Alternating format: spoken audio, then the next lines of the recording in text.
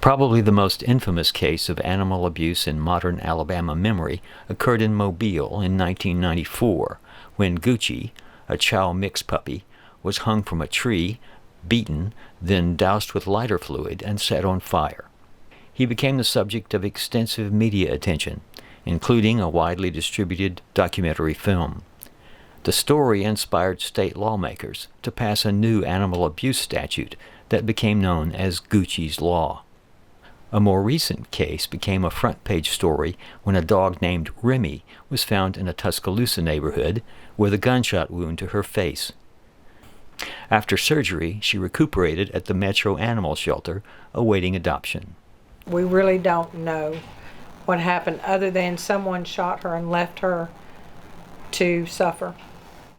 Martha Hocutt is the county deputy sheriff assigned as the cruelty, abuse, and neglect investigator. Unfortunately, in her experience, Remy's case is not unusual. We are seeing more gunshot wounds now. In the 4 years that I've been doing this job, I've seen an increase in gunshots.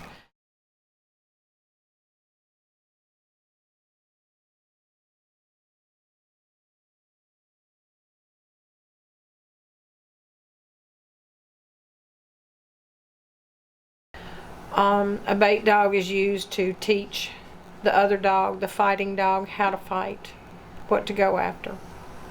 A lot of times they will use muzzles, they'll use tethers, they'll use, sometimes they'll drug the bait dog, and it's to teach the fighting dog to fight until death. Much more common than purposeful abuse is neglect, which at its worst can be just as horrific.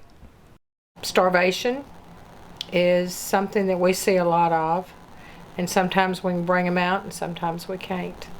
One of my first cases when I came over to animal control was a puppy, a little pit bull puppy, and he was chained to a tree, and when I got there he was dead and had been dead for at least 24 hours.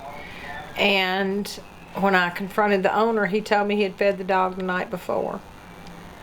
That one got to me.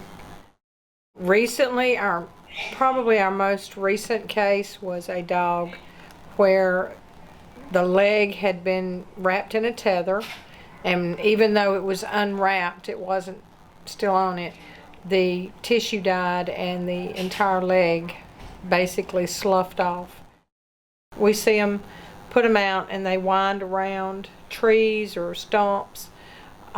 They get their limbs caught in the tether, and that's what cuts off circulation and causes the tissue to decay and rot. We had one case where we brought 6 dogs in, and one of the dogs weighed, I believe she weighed 12 pounds when we brought her in. The chain she was tethered with would have held me at my current weight and size, and she weighed 12 pounds. You know, we see a lot of that. We see a lot of 12-pound dogs on chains that would hold cars.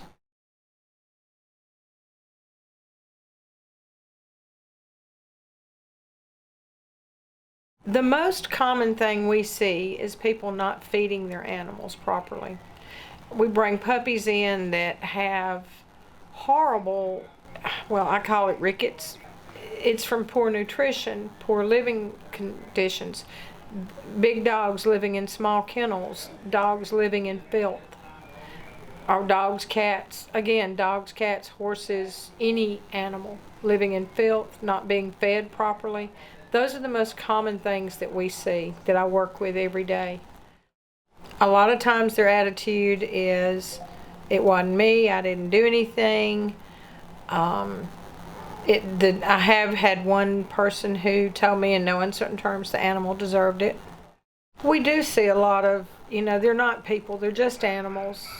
I've been told more than once, it's none of my business. And unfortunately, it is my business.